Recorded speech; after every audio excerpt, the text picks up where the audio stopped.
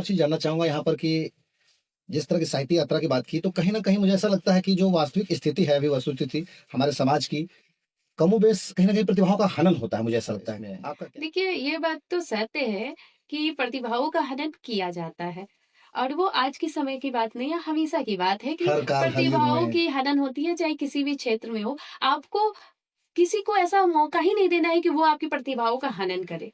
अगर आपको कोई मंच नहीं प्रदान करना है, तो आपको निराश नहीं होना है। आपको खुद ही एक ऐसा मंच तैयार कर देना है कि लोग देख के करें, "अरे!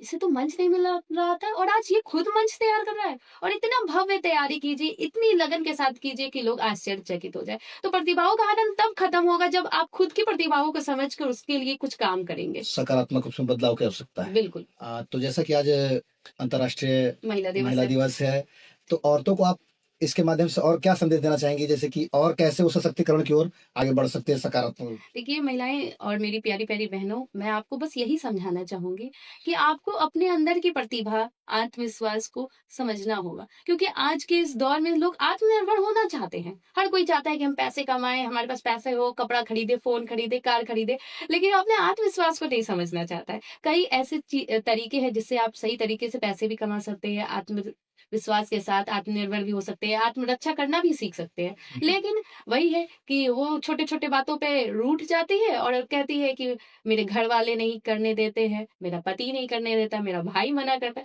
क्यों मना करेंगे आपके परिवार के लोग? जब आप सही तरीके से सही काम करेंगे तो क्यों रोका जाएगा? अब कुछ महिलाएँ ऐसी हैं जो अश्लीलता फैला रही हैं। आप अपने कपड़े पे ध्यान दीजिए, आप अपने व्यवहार पे ध्यान दीजिए, आप अपने व्यक्तित्व पे ध्यान दीजिए। जब आप सही तरीके से काम कीजिएगा तो समाज आपके साथ मिलके काम करेगा। लेकिन जब आप समाज के हित में नहीं काम कीजिएगा तो लोग आपको रोकेंगे ही।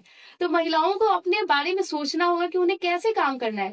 अगर सही राह वो समझ जाएँगी, सही मार्गदर्शन में काम करेंगी तो कोई उन्हें नहीं रोकेगा और महिला सशक्तिकरण के लिए बहुत सारी संस्थाएँ हैं जो काम कर रही हैं और महिलाओं को प्रोत्साहित भी कर रही हैं। आगे मैं जानना चाहूँगा कि समाज में जैसे कि शादी से पहले और शादी के बाद महिलाओं को बहुत कुछ फेस करना पड़ता है। मुझे लगता है एक मेल डोमिनेंट समाज में, हुँ। तो आपकी क्या राय है इस? तो आपने सही सवाल किया। एक लड़की बहुत कुछ अपने घर से लड़कर, समाज से लड़कर कुछ करती है।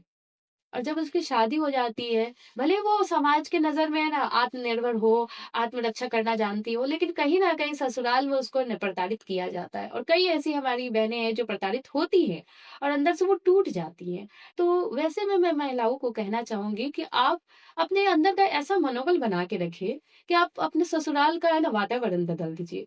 क्योंकि आज उस घर की आप बहू हैं, कल के आपके भी बेटे की पत्नी होगी, यानी आपकी जब बहू होगी, तो वो भी वही प्रताड़ना झेलेंगी। तो इसके लिए सबसे ज़रूरी है कि आप उस चीज़ को बंद करें। अगर आपकी शादी के बाद आपके ससुराल वाले आपको